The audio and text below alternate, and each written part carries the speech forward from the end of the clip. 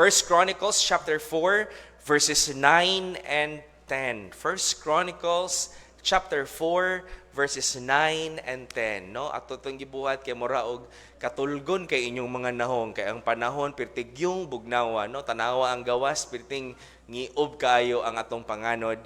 And so, we had that short trivia. First Chronicles chapter 4, verses 9 and 10. Just two verses. A very rare text in the Bible. Only few pastors preach about this. And this text is talking about prayer. Sa makalit mga kaigsunan, out of the genealogies, after the different names that were mentioned from chapter number 1 down to the succeeding chapters, pag-abot sa chapter 44, sa tunga-tunga sa paghisgot sa mga ngalan, na ay usa ka tawo karon nga gisgutan, dili lang ang iyang ngalan, kundili ang iyang kinabuhi, batbahin sa iyahang pag-ampo. And his name is Jabez. Verse number 9, everybody read, go. And Jabez was more honorable than his brethren, and his mother called his name Jabez, saying, because I bear him with sorrow. 10, and Jabez called on the God of Israel, saying, Oh, that thou wouldest bless me, and enlarge my coast, and that thine hand might be with me, and that thou wouldest keep me from evil, that it may not grieve me. And God granted him that which he requested. I like that last statement. And God granted him that which he requested. Dili ba ingon ana ang atong gitinguha sa itong mga pag-ampo? That God would grant that which we requested. And so the title of our message tonight, Praying with the Right Prayers. The question is not, nag-ampo ba ka? Ang pangutana, sakto ba ang imong gipangayo sa Ginoo? And many times, we often pray for material things, and there's nothing wrong with that. There's nothing wrong if you will pray that, Lord, i-bless ang akong panginabuhi. Lord, i-increase ang akong income because you have some kanang purpose sa imong kasing-kasing nga maka-glorify sa Ginoo. But more than the material things nga atong i-pray, mangayo sad ta og mga spirituhanon nga mga panalangin. The spiritual blessings that Jabez prayed, we also should pray. Is our prayer right? Sakto ba ang atong mga pag-ampo? Father God in heaven, we thank you this afternoon for bringing us once again here in your house. I pray, Lord, that today you would help us, O God, to have a right heart and a right mind to listen to your word. Today, Lord, I pray nga ikaw makipagstorya sa imuhang mga katawhan. Pinagi sa pag-ampo, dasigami, pagpangayo, Ginoo, dili lang sa mga material nga mga butang, kundi, Lord, among pangayoon ang mga spirituhanon nga mga butang. Sama, Ginoo, sa mong gugma sa mga kalag, gugma sa pag-ampo, gugma sa church, gugma, Ginoo, sa pagpangabig o kalag, gugma sa paghatag, gugma sa pagbasa sa imong pulong, gugma, Ginoong Dios, sa matag Kristohanon. And Lord, so many things, spiritual things that we desire. I pray tonight that the life and the prayer of Jabez would be an encouragement to all of us. For all these things we ask and pray in Jesus' name. Amen and amen. You may be seated, please. Jabez was described as a man. In verse number 9, the Bible says, Jabez was more honorable than his brethren. Jabez was described as a man more honorable than his brethren. Usa siya ka madungganon nga tao kumpara sa iyahang mga kaigsuonan. And we see that in his life, why he was more honorable, the answer is because Jabez was a man of prayer. His secret is prayer. And we often see how the great men in the Bible and the great men in the history of the world that God used mightily were men of prayers. Ang mga tao nga mga mainampuon, mga kaigsuonan.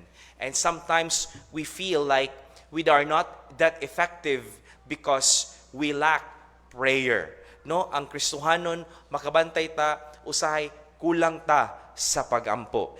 And sometimes we do things and exert our effort and do everything we can with all our might, pero mga kaigsunan, lahi ra gyud kung magampo ta sa atong buhi nga Dios. I would like to share to you usa sa testimony ni Kenneth during the time nga ning uli siya diri and he failed the first bar examination, and then nagstoryahan na ning gawas sa iyang baba ningon siya nga may rapod nga wala ko gipapasar sa Ginoo kay during atong nga exam wala gyud kayo koy ampo-ampo.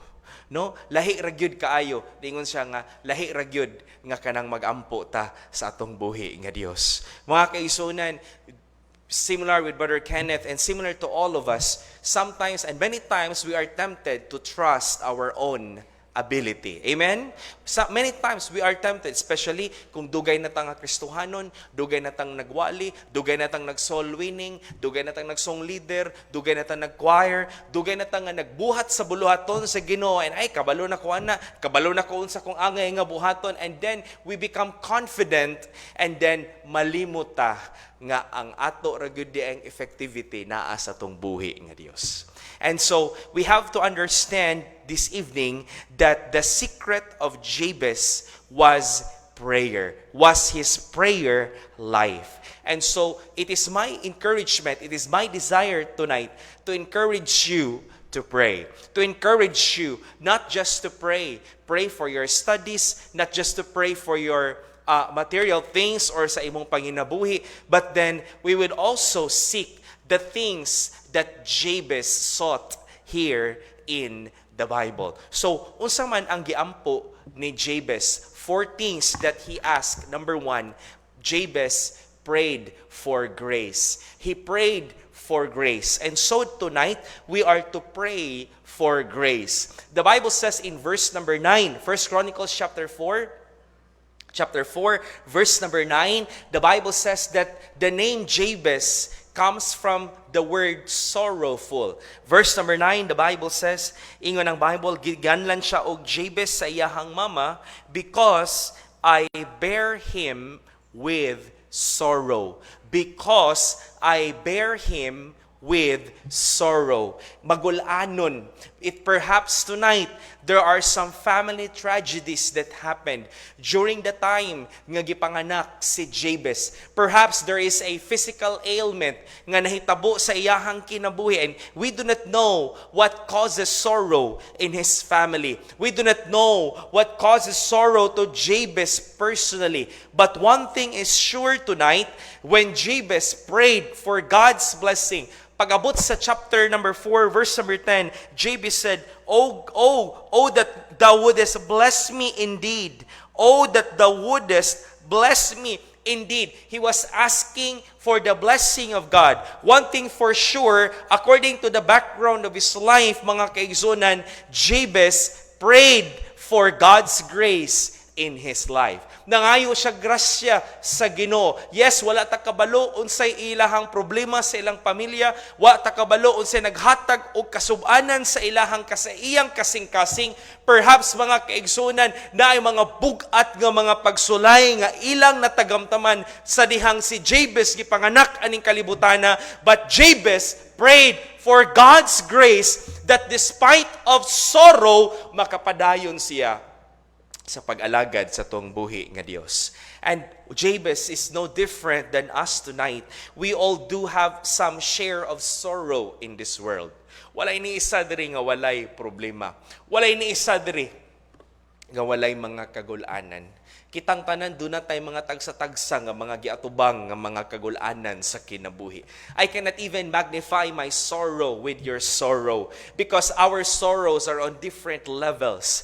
Perhaps, mga kaigsunan na kay kagulanan, kay naay problema sa inyuhang panimalay. Siguro dunay problema, dunay kagulanan tungod kay dunay mga panginahanglanon. Perhaps financial need, perhaps spiritual need, or emotional needs. Perhaps tonight, dunay mga kagulanan sa imuhang panginabuhi. Perhaps dunay mga kagulanan sa inyuhang susulod, sa inyuhang panimalay. Perhaps there is a sorrow, a sorrowful thing that's going on with your relationship with your husband or with your wife or together with your children. I do not know. Kitang tanan dunay mga nagkalain-lain nga klase nga kagulanan. Apan salamat mga kaigsunan nga sa dihang mangayo tag grasya sa Ginoo, just like Jabez, how he prayed to God for God's grace in his life.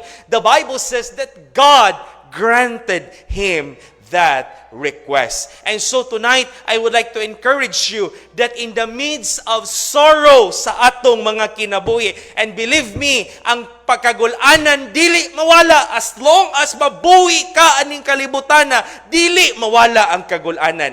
Dili mawala ang paghilak. Dili mawala ang pag-antos mga kaigsunan kay part na sa atong kinabuhi. Pero unsa imong pangayoon? Grasya sa Ginoo. Mangayo ka grasya sa Ginoo that you can be able to continue serving the Lord. Mangayo ta grasya sa Ginoo nga makapadayon ta sa pagbarog taliwala sa mga nagkalain-lain nga klase nga kagulanan. Hebrews chapter 4 verses 15 to 16. The Bible says, "For we have not an high priest which cannot be touched with the feeling of our infirmities, but was in all points tempted like as we are, yet without sin." The Bible says that Jesus Christ knew what it meant to be a human being. Kay balo si Jesus Christ, unsa ang pagbati sa usa ka tawo, ang tawo huyang. Amen. Ang tao dali rang maluya, ang tao dali rang ma-discourage, ang tao dali rang ma-disappointed, ang tao dali rang madismaya, ang tao mga kaisunan dali rang mag-backslide, dali rang musimang, dali rang mulikoy. Kay balo si Jesus Christ, what does that mean? The feeling of being a human being. Pero niingon si Jesus Christ in verse 16, let us therefore, everybody read, verse 16, go. Let us therefore come boldly unto the throne of grace that we may obtain mercy and find grace to help in time of need. Salamat mga kaigsunan sa nindot nga saad sa Ginoo nga kung mangayo ka grasya sa Ginoo, God will give you grace. And so tonight, kung doon na kay gipasan nga mga kagulanan, pangayo o grasya sa Ginoo. Lord, grasyahay ko nga makapadayon ko sa akong pagbarog isip o sa kakristohanon. Usay doon natin mga problema sa itong trabaho, sa itong negosyo. Kabalo ka yung magikinahanglan grasya sa Dios. Munang pangutanon ta, kumusta man ka? Grasya sa Ginoo.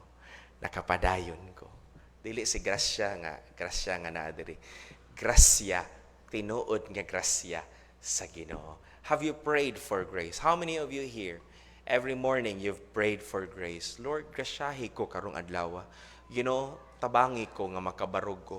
Lord, kabalo ka Ginoo nga huyang ko. Lord, kabalo gyud ka Ginoo nga huyang kaayo ko. Dali gyud ko matintal. Lord, tabangi ko Ginoo nga magpabilin ko nga makabarog ko karong adlaw, Lord, nga akong mapakita nga Kristohanon ko. Kanang tanan church, grasya ra gyud sa Ginoo. Number 1, we are to pray for grace. Muna itong unang pangayon. Number 2, we are to pray for growth. We are to pray for growth. Mag-ampo ta ba nga motubo ta? Nag-ampo ba ka nga motubo ka sa mo espirituhanong kinabuhi? Nag-ampo ba ka nga, Lord, tabangi ko, Lord, karon nga tuiga Ginoo nga muhamtong ko. Mas muhamtong ko Ginoo. I-prepare akong kasing-kasing Ginoo, nga ako Ginoo makadala kog mga kalag sa imuhang tiilan. Verse number 10, the Bible says, here's what Jabez prayed. Verse number 10, and Jabez called on the God of Israel, saying, "Oh, that thou wouldest bless me and enlarge my coast." Enlarge my coast. Jabez wants to expand, whether in territory or territorial capacity or spiritual capacity. But this is what Jabez prayed. Nagampo siya sa Ginoo nga muuswag ang iyahang kinabuhi. Do not be content to stay in the same level of spiritual ground. We are to pray for spiritual growth. We are to pray for more love for souls, more love for the Lord, more capacity to do more for God, more opportunities to be used by God. And I will tell you tonight, if you will pray for that prayer, if you will pray for growth, if you will pray for more love for God, I believe with all my heart that God will grant that prayer. Kay nga naman, ang imong pag-ampo para sa kaymayaan sa Ginoo. I remember when previously in the past few weeks, it's really in my burden, in my heart nga, Lord, tawangi ko Ginoo nga kanang naa ko'y kana bang tigaan ko nimong opportunity, Lord, nga makasulod mig mga opisina Ginoo, makashare mi sa gospel, makawali mi Ginoo, nga dili lang in town, Lord, kanang mga balay nga mga kanang ani ka Saturday kasagaran natong ma-reach out, dili ta ka reach out og mga dagko mga balay kay trabaho ang mga tao. Lord, tabangi mi Ginoo reach out namo Ginoo ang mga tao diri sa especially ang mga men in uniform. And we have to admit the fact nga lisod ang Saturday soul winning, limited ra gyud ang atong ma-reach out tungod kay kasagaran sa atong matuktukan nga balay wa gyud salig sa atong mga nawo nga pasudlon ta. Pero kahoy nga balay, gamay nga balay, gahirig nga balay, sure gyud ko pasudlon ka. Pero talagsar gyud kay nga naay balay nga magpasulod nimo nga dako kaayo, naay iro nga dagko, talagsar gyud na mga kaigsuonan. Tungod kay we are now living in the times that the people are not anymore interested with the word of God. And so I desire that one sa akong kasing-kasing nga, Lord, unsa man ang akong mabuhat, Lord, sa mga katawhan diri sa Pagadian City, how can I reach the people in Pagadian City? One day, I message ni Catherine, ang anak nilang Sister Lenny Armuhela, and then I message to her, and I talk to her, nag-ingon ko sa iya, nindot ng tanong, katno, nga maka-open ta, maka-share ta sa gospel sa office. And then, nagstoryahanay mi, and then niingon siya, okay, sige pastor, tabangan ti ka, magbuhat kog letter pastor. And then, after that one, mga kaigsuonan, ang akong classmate nga ako nakitaan sa Robinson during the time nga ning visit ning adto mi sa Robinson, ako na istorya tong classmate namo nga naa diri, wa gyud ko kahibalo nga ang iyaha dieng bana naa didto sa fire sa province. And then after the service here, gipakaon na to sila, gipapaniudto na to sila, and then we had a coffee, and then we had fellowship together. And then that was the time that I introduced myself to him. Og niingon siya, Pastor, karong sunod semana, naay mo gawas nga memo gikan sa taas nga mandatory every first Monday. Brother Raul, no? First Monday of the month, magtapok og magwali sa pulong sa Ginoo. Mo nang ugma sa buntag, kaming Brother Raul, mga tumidad to ugma, nga naman, bunga sa tinguha sa atong mga kasing-kasing. Because if we would like to ask the Lord for opportunities, mga kaigsunan, God will grant that prayer. You know why? Because God wants us to grow. God wants us to have these wonderful opportunities that we can do for Him. 2 Peter chapter 3 verse number 18, this is what Peter said, "But grow in grace and in the knowledge of our Lord and Savior, Jesus Christ." We are to grow in grace and in the knowledge of our Lord and Savior, Jesus Christ. That is why we are to systematically read our Bible. That's why we are given the opportunities, reading plans na diya sa likod. Akong gi-introduce sa inyo ha. We had our discipleship every now and then, and we had our fellowship together and anchored with the Word of God for no other reason to grow in our knowledge of our Lord and Savior, Jesus Christ. And the only way for us to know more about Jesus Christ is to spend time with His Word. Ang paagi nga muuswag ang imong kahibalo diha ni Kristo, walay lain kundili ang pagbasa o pagpamalandong sa pulong sa Dios. Have you prayed for spiritual growth? Lord, dungagi ang akong gugma sa imuhang pulong. Lord, dungagi ang akong gugma sa mga kalag. Lord, tabangi ko nga ani ka Domingo magsayon ako Ginoo para makaapil ko sa Sunday school. Lord, tabangi ko Ginoo nga ang akong Kristohanong kinabuhi dili ko mahimong stagnant nga Kristohanon, kundili magka-level up, magkauswag ang akong pagkakristohanon. There was a woman rather, Eliza Hewitt. Eliza Hewitt was studying the promises of God in the Bible that had been fulfilled in the person of the Lord Jesus Christ. And the more she studied, the more excited she became as she saw the Bible fulfilled in every aspect of the life of Jesus Christ. And so all scripture she discovered that they are all focused on one man, one person, Jesus Christ. It is especially significant that Eliza was so faithfully seeking God at this point in her life. During this time, she was recovering from a severe spinal injury. She was a Philadelphia school teacher, and Eliza had been struck in the back with a heavy slate by one of her students. Gipuspusan ang iyang likod sa usa sa iyang mga estudyante. Nabikil ang iyang spinal cord. After that incident, she became a virtual shut-in for many years. Bedridden siya for how many years?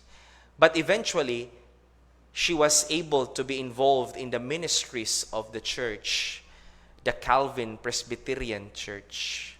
Eliza was never able to go back to teaching in public schools, but she did continue to be involved in Sunday school. Tudlo siya sa mga bata sa church every Sunday. At one point, her class had as many as 200 children. 200 ka mga bata ang iyang gitudloan. And there she was able to combine the two great love of her life, ang Ginoo ug ang mga bata. And later on, she wrote this song, the song that we always sing here in the church. More about Jesus would I know. More of His grace to others show. More of His saving fullness see. More of His love who died for me. More about Jesus let me learn. More of His holy will discern. Spirit of God my teacher be, showing the things of Christ to me. More about Jesus in His word, holding communion with my Lord, hearing His voice in every line, making each faithful saying mine. More about Jesus on His throne, riches in glory all His own. More of His kingdom's sure increase. More of His coming, Prince of Peace. And the chorus says, more about Jesus. More about Jesus. More of His saving fullness see. More of His love who died for me. I hope tonight that this is also our desire sa atong kasing-kasing, that we would have more about Jesus Christ. Sometimes the problem of many Christians, moingon ta, dugay naman ko nga Kristohanon. Ay, kabalo naman ko ana.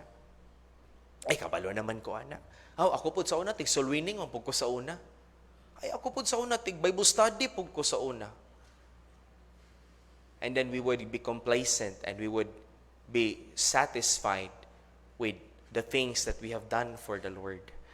But here is a woman who never stopped doing more for Jesus Christ.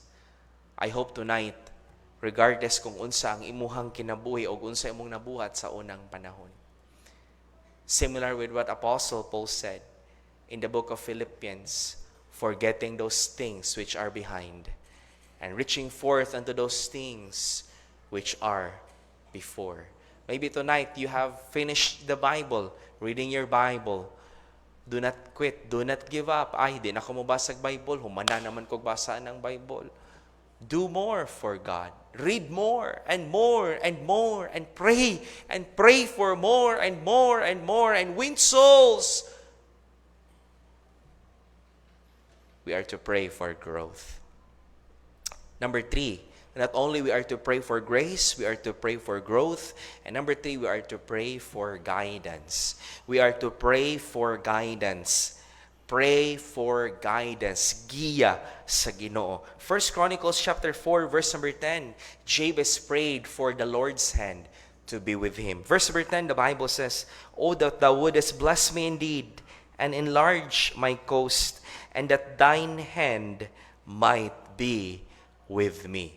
The hand of God is an expression that denotes the power of the living God in action. Similar with what the Bible says in Ezra chapter 7 verse number 9, ingon ng Bible, "For upon the first day of the first month began he to go up from Babylon, and on the first day of the fifth month came he to Jerusalem according to the good hand of his God upon him." It is the power of God in action sa kinabuhi sa usa ka tawo. Psalm chapter 139 verse number 5, the Bible says, "Thou hast beset me behind and before, and lay thine hand upon me." Ang kamot sa Ginoo nga nagapamuhat o nagagiya sa kinabuhi sa iyahang mga katawhan. And so here in our text, we see Jabez praying to God, praying that God's hand would guide him all the way. In other words, regardless of unsa ang iyahang estado sa kinabuhi, he admits his insufficiencies. He admits his incapacity to live this life without God. Ang pinakapait sa kinabuhing Kristohanon, kining dugay tang Kristohanon, bagbantay ta, kanang magunahuna ta, nga kaya na natong mabuhi, nga wala ang Dios. Mo gyud nay usa sa mga dangerous thing sa kinabuhi sa Kristohanon. Kita nga mga dugay ng Kristohanon, magbantay ta niini kani nga klase nga dautan nga panghunahuna, dautan og mapasigarbuhon nga kasing-kasing when we try to live our life without God.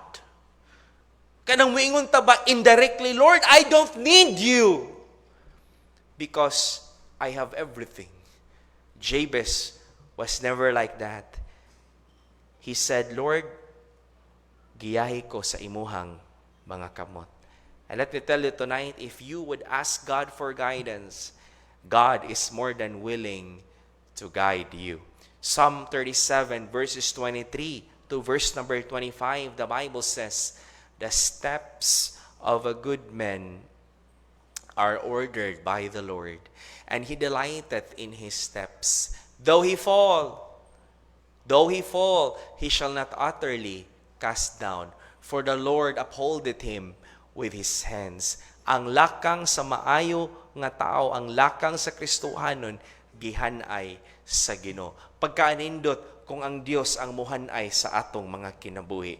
Pagkanindot, young people, nga ang Dios mo'y muhanay sa imuhang kaminyoon. Pagkanindot kung ang Dios ang muhanay sa imuhang pag-eskwela. Pagkanindot kung ang Dios mo'y muhanay sa imuhang pagtrabaho. Pagkanindot kung ang Dios ang muhanay sa imong pagpanginabuhi matag adlaw, pangayo kanunay o giya sa Ginoo. Lord, today I come before you and ask you to guide me. Lord, giyahi ko sa akong mga desisyon nga pagabuhaton karong adlaw. And here's what the Bible says, that our steps are ordered by God. Salamat mga kaigsunan nga ang atong mga lakang sa kinabuhi ug ang mga panghitabo sa Kristohanon dili sulagma. Amen? Dili intawon na sulagma. Dili intawon, it does not happen by chance. Kung dunay mga naabot sa tong kinabuhi, dunay katuyuan ang Dios ni anang tanan. Muna nga kinahanglan makasabot ta that our steps, our decisions, the things that's happening every day sa atong kinabuhi, they are all ordered by God and He has a purpose for it. And there are times that we fall. Amen. There are times that we commit mistakes. Hello? There are times nga masipya ta. There are times nga ang Kristohanon mahilayo sa Ginoo. Pero salamat nga dunay saad sa Ginoo, nga dunay Dios nga maghawid kanato sa panahon nga kita mahagba sa tong Kristohanong kinabuhi. If you are here tonight and you have been backslidden for quite a time, na Kristohanon ka pero dili nakatigsimba, Kristohanon ka pero dili nakatigbasag Bible, Kristohanon ka pero dili na ka nagahatag, Kristohanon ka pero wala na ka nang habig o kalag, claim the promise of God. Lord, help me to stand in my Christian life. Lord, pabanguna akong Kristohanong kinabuhi. Tungod kay ang akong mga lakang naa sa imuhang mga kamot. There is God who is able to guide us sa atong mga tagsa-tagsa ka mga kinabuhi. And God has never abandoned you. God has never abandoned us. In verse number 25, the Bible says, I have been young and now am old, yet have I not seen the righteous forsaken, nor his seed begging bread. Life is a series of making serious, life-changing, and complex decisions. And then you would go to adulthood. Kamo mga young people, maabot na mo sa adulthood, then you would face this complex decision making sa kinabuhi. Maabot ang time sa kinabuhi when you turn at the age of 25 to 35, there would be a crisis sa imuhang kinabuhi when you are not sure, am I really sure mo bagid niya akong trabaho? Kasulay mo ana. Kanabot sing kinabuhi ba? Mubati na mo sa routine. Trabaho ka, duty, trabaho, duty, duty, uli, tulog, duty, uli, tulog. Ano ka, mo bagyod niya nga akong, mo bagyod niya, diri bagyod ko, no? Diri bagyod ko, para bagyod ko diri. Unsa man, mga apply kog laing trabaho, unsa ba, basin ba, og dili ni mao. There will be that crisis sa imuhang kinabuhi. And you are not anymore sure what to do. You are not sure what to do in life. Maabot gina si mong kinabuhi, or maybe perhaps tonight naa na si mong kinabuhi nga wa ka dili ka sigurado unsay imong angay nga buhaton. God will give you guidance if you will just call to Him and say, Lord, giyahi ko sa akong mga desisyon sa kinabuhi. Have you prayed to God for your decisions? Amen. Have you prayed to God for your decisions? Kamu mga young people nga mag-college na, have you prayed to God for that right course nga inyuhang kwaon? Lord, unsakto bagin nga kurso akong kwaon?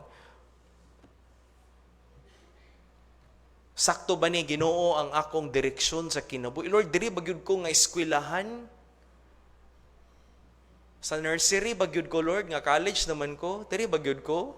Sa Jack and Jill bagyud ko? Pray for guidance. Eventually, atong iampo atong mga young people nga mag-college na, kay diha na ra bagyud magsugod ang mga destructive nga mga binuhatan sa batanon pag-abot sa college na. Wa nay ginikanan maglantaw, wa nay mamagpapa nga 24/7 maglantaw.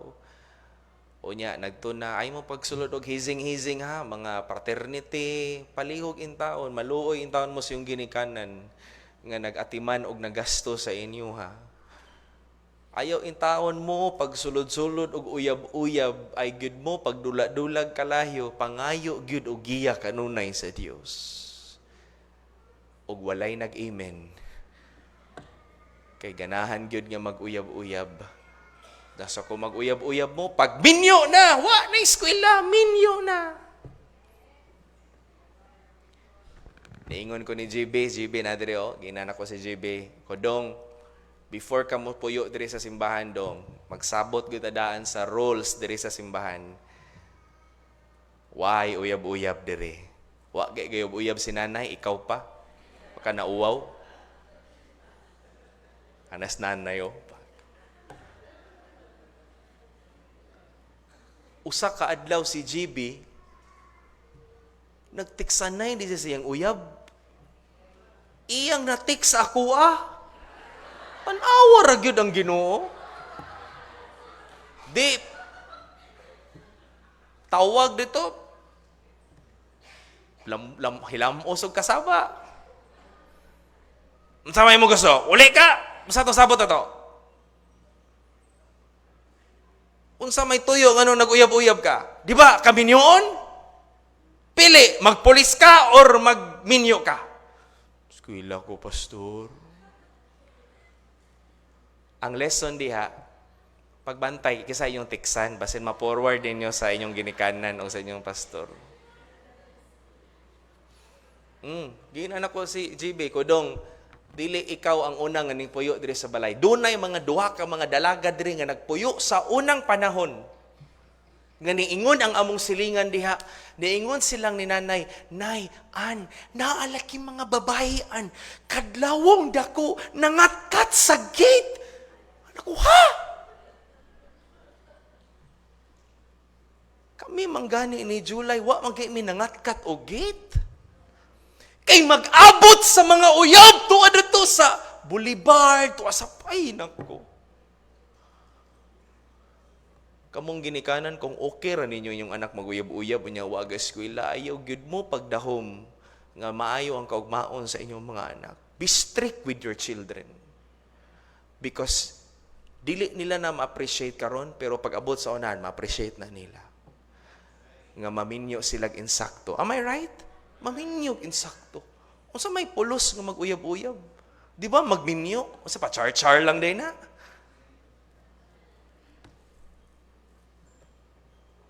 It's always about complex decisions in life. Ug salamat nga si JB, wa na gyud siya nasayop og text, no? Kung nindot kayo dong nga maminyo ka, nga sakto ang imong naminyoan. Kabalo man ko natay mga young people diri nga nagtago-tago nga naguyab-uyab og mga way Ginoo. Pero i-reveal ra na sa Ginoo ng tanan. Because dili masayop ang pulong sa Ginoo nga giwali diri sa church. And mga kaigsuonan, wala gilaing desire. Ako wala gyud ko laing desire. Wala laing desire ang mga ginikanan nga naa diri nga ang ilang mga anak maminyo og insakto. Maminyo og Kristohanon. Is that your desire, mga ginikanan nga naa diri? Maminyo Kristohanon. Kanang dili natabanon ba, no? Paita po anang gitaban, Kristohanon ka, nya gitaban ka, naburos ka, nagtago-tago ka. Pagkanindot anang kanang insakto nga gipananghiran sa ginikanan. Hello! Gipananghiran. Pagkahuman, gitigaan jud kag biliba, gitigaan kag dungog pagkaanindot. I remember Pastor Matthew Cruz ang nagkasal nilang Grace o ni Christian. A good friend of mine. Niingon siya nako sa diyang ang iyang anak gi-propose sa among igagaw nga member sa church. Among igagaw nga seaman ba. O niyang iyang anak, kausa-usa niyang anak nga dalaga. O niingon siya, ano siya nga, Pastor John, abini mo, ato nga Domingo, sa dihang nakita nako ngang akong anak na ay nagpropose nga lalaki, kabalo ko nga Kristohano, nakahilak ko. Salamat Ginoo nga imong gihan-ay ang kinabuhi sa akong anak. And he was sure, na siya nako siya nga at first, dili daw niya madawat, at first nga ang iyang anak maminyo, pero naulian ang iyang kasing-kasing kay kabalo siya, nga ang iyang anak dili ko latahon. Hello? There is ang Boy Tapang right now, kabalo mo sa balita, si Boy Tapang, ning surrender sa pulis. Tungod sa kaso nga, nangulata siya sa iyahang live-in partner. Can you imagine, makaminyo kag way Ginoo, sumbagon ka? Unya, nag-black eye na ka, moadto na ka sa simbahan, naunsa bang ka, sister? Ay, make-up ra ni. Ay, ibagay po sa pikas. Sumbagon ka? May nimong trabaho, may nimong duty diri, pagkahuman, wa ka kahibalo, naladay lain ang imuhang bana o rasawa.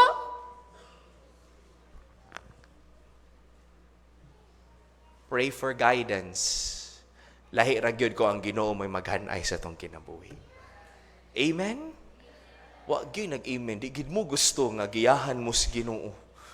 Pray for guidance. No? Ang kusami galisod gyud ang kusami kay pila gyud kasi man nga ulitaw siya. Salamat nga maabot na gyud ang iyang pinalanggang asawa. Di gyud daw lalim. Ano siya? Di gyud lalim. Pero salamat nga akong uyuan mahadlokon sa Ginoo. No? Pastilan pagkaanindot.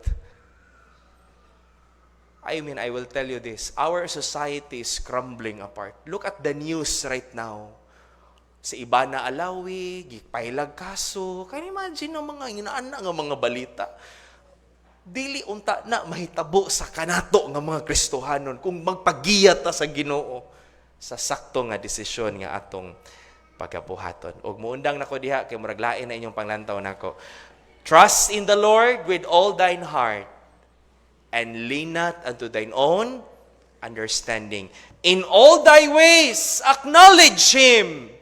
And He is this promise of God, and He shall direct thy paths. Number 4 and the last, we are to pray for godliness. We are to pray for godliness. Usa sa mga pag-ampo nga imog yung pangayoon sa Ginoo matag adlaw, nga iiway ka sa Ginoo sa sala. The Bible says in verse number 10, ingon ng Bible, 1 Chronicles chapter 4, verse number 10, and Jabez called on the God of Israel, saying, Oh, that thou wouldest bless me indeed, and enlarge my coast, and that thine hand might be with me, and that thou wouldest keep me from evil, that it may not grieve me. Lord, keep me away from evil. Lord, keep me away from sin. Lord, help me that I would live a pure, godly, and a holy life. Kay imo kong anak, Ginoo. Iiway gyud ko sa sala. Ayaw gyud pagdula-dula og sala. Kung ang sala na gani naghinay-hinay sulod sa imuhang kasing-kasing, naghinay-hinay sulod sa imuhang cellphone, naghinay-hinay sulod sa imuhang huna-huna, that's the time nga muluod ka sa Ginoo, magpakiluoy ka, Lord, help me! Nga dili ko magpaundayunan ang sala nga ako nabuhat. Because I will tell you, wala gyoy nagpakasala nga nagkatawa sa unahan. Tanan nga nagbuhat og dili maayo, hilak, tulo gyud sa luha ang mangkawas sa unahan. Pray for godliness. I still believe that in a world filled with sin and temptations, God's people should be clean and holy. We must be clean and we must be holy. Perhaps this message is not popular today because preachers and pastors today do not preach anymore about sin, about holiness. No, I still believe that kita nga mga katao sa Ginoo, we are to be clean, we are to be holy. Just like the fish, ang isda mga kaigsunan nga gidakop gikan sa dagat mga kaigsunan, gaan ang tao nga namasul nagandam na siya og sugbaanan, pagkahuman niya kuha sa isda, gilimpyuhan, gikuha ang hasang, gilimpyuhan ang lawas, pagkahuman gibutangan og asin. Ug moingon ka, nganong butangan mag-asin ang isda? Nga sa nahulom man siya sa dagat og pila ka tuig. O be, nganong inyong mga butangag asin be? Nga namarinit naman ang isda sa dagat og pila ka tuig, inana kadako. Pero nganong asinan man nimo? Kay ang isda masking naa sa dagat, maskin parat ang dagat, ang kaparat sa dagat wa ning sulod sa iyang lawas. Ang Kristohanon maskin pag naata sa kalibutan nga hilabihan ka makasasala o kadautan, pwede ta nga proteksyonan ta sa Ginoo nga magkinabuhi tang balaan ug matarong atubangan sa Dios. 1 Peter chapter 1 verses 14 to 17. Here's what the Bible says. 1 Peter chapter 1 verses 14 and to 17. The Bible says, as obedient children, not fashioning yourselves according to the former lusts in your ignorance. But as he which hath called you is holy, so be ye holy in all manner of conversation. Be ye holy in all manner of conversation. Dili lang day ta magpakabalaan diri sa simbahan. Dili lang ta magpakabalaan kay naay naglantaw nato. Magbalaan ta matag adlaw, matag oras sa atong kinabuhi. Ingon ang Bible, for our God is holy. Because it is written, be holy, for I am holy. Pray for godliness. Every day, the moment you wake up, this should be included in your prayer. Lord, iiway ko sa sala karong adlaw. Lord, iiway ko sa temptasyon. Ayaw gyud og pagampo, Lord, tigai ko kusog akong awayon ang temptasyon nun, Lord. Kaya na ko ni Lord, dugay na kong Kristohanon. Lord, ka na mga chicks diha, ay, Lord, di ko madutlan, ana. Kuyawan ni mo eh. Di ka madutlan, kaya nadutlan naman daan. we are to pray for godliness. Lord, iiway ko sa sala, iiway ko sa temptasyon. Tabangi ko nga karong adlaw, magkinabuhi kong matarong sa mga tubangan. Magkinabuhi ko nga magkapahimuot kanimo. Magbasa ko sa kong Biblia, Lord. Magampo ko nimo kanunay. Tabangi ko Ginoo akong hunahuna ug ang akong kasing-kasing dili masudlan og dili maayo nga dili makapahimaya diha kanimo. As I close my message tonight, as we close this month, May, in the month of May, today is June 1 already. One of the viral posts for last month, the month of May, that spread online was the woman. The woman discovered emerging from a sewer in Makati. Kabalo mo na nga balita? Ito na viral bitaw? Naningkat-kat ning gawa sa ilalom sa kanal. Online user with the handle Rough Master Peace posted on Reddit that during a photo walk, he photographed a woman coming out of a drain on the corner of V.A. Rufino and Adelantado streets in Makati. It made national attention as authorities began searching for the woman. She was eventually found and was assisted by DSWD. The agency said it would offer her temporary shelter and extended livelihood grants to her and her common law partner. Dara pa gyud ang nahitabo nga part sa mga tao nalipay, part pud sa mga tao nang bash. Kay after nila nga nakit-an ang babae, ilang gikuha sa DSWD, gitigaan nila ang babae og 80,000, 80,000 pesos. Gitigaan sa DSWD for the opportunity to open a sari-sari store. So kung gusto mo kapital, adto mo sa kanal. Gawas mo kanal. Gitigaan og 80,000 badariman. Pahala ng 80,000 diha. Kadaghag ilaga og ok-ok diha. Imong masabtan nga, naay mga tao nga unfortunate ba? Very unfortunate. In fact, after the discovery of this photo, the viral picture, ang katong same nga nag-photograph, nakakuha na sa tiyag litrato nga nay mga tao nga nagpuyo sa imburnal. Next slide, please. Imburnal na. Napay, yes, nasa imburnal. Tro, to sa ilalo. Ning kalit o gawas sa imburnal. And these people, next slide please, napay isa, kat-kat siya. O muna iyang hagdanan. O muna iyang hagdanan niya. Gikan siya sa ilawom, saka siya sa taas. And during the interview, nganong naasa sa ilawom kay mga informal settlers di ay sila. Dili sila gusto nga muhawa sa ilahang dapit. And we see all around the world, we see, not just in Makati, but all around the world, we see the different tragedies of life. Ug masabtan mo ang realidad sa kinabuhi sa tao nga, abi naman no, blessing kay nga nakay saktong balay o nakay tulganan sa inyong balay. Amen? Kanindot good. Muna ay good pagreklamo kung imong balay, imong kwarto gamay, sa man akong kuan oy, malipayon ka kay naagyoy mga tao. Imagine na magpuyo ka sa ilawom sa kanal. Life is full of uncertainties. Life is full of tragedies.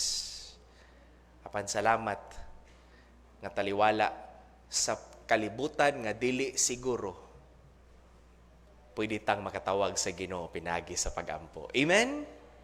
Kani nga tao, church, ang iyang ngalan si Jerwin. Jerwin ang iyang ngalan. Kanang tao nga ning Saka. And during the interview, gipangutana siya. Ana siya nga, Jerwin, nganong naama ka sa ilawom sa kanal nagpuyo, sa imburnal? Wala di kay trabaho. Ana siya, ang akong amo, sir, delivery man ko, pero naundang ang trabaho kay namatay ang akong amo. And you see, these people were there. They were just finding ways to live. Og salamat mga kaigsuonan. Dili man tuod sigurado ang atong mga trabaho. Hello? Kanang atong mga trabaho, di gyud na sigurado eh. Kani atong mga panginabuhi, ay di gyud na sigurado. Pero salamat nga dunay Dios nga sigurado. pwede tang makatawag niya, pwede tang makaduol niya. Unsay mong unang pangayoon? Grasya sa Ginoo. Ayaw pangayo nga kwaon ng problema, pangayo o grasya sa Ginoo nga makapadayon ka. Ikaduha, mangayo ka sa Ginoo og pagtubo sa imong Kristohanong kinabuhi. Amen? Lord, tabangi ko, mag-faithful ko sa akong pagsimba, mag-faithful ko sa akong pagpangabig o galag, sa pagbasa sa Bible, sa pagampo, sa paghatag. Anything that is related to you, O God, and in your service. Pray for guidance, pangayo giya sa Ginoo. Sa mga desisyon, sa mga plano, sa imong kinabuhi, pangayo diha sa Ginoo o giya. Young people, pangayo gid mo giya sa Ginoo kanunay. And then the last thing is we are to pray for godliness. Magpray ta nga tigaan ta sa Ginoo, kahadlok sa Ginoo nga magkinabuhi tang matarong. Gihangin ako ang tanan sa pagpanindog dungo sa ulo piyong sa mga mata. Heavenly Father, your word has been preached tonight. I pray that the prayer of Jabez would be a blessing and an encouragement to all of us. Thank you, O God, sa imuhang pulong nga buhi o gamhanan. Thank you, Ginoo, sa imong saad. Ug kang kami mo duol diha kanimo, ikaw mohatag og grasya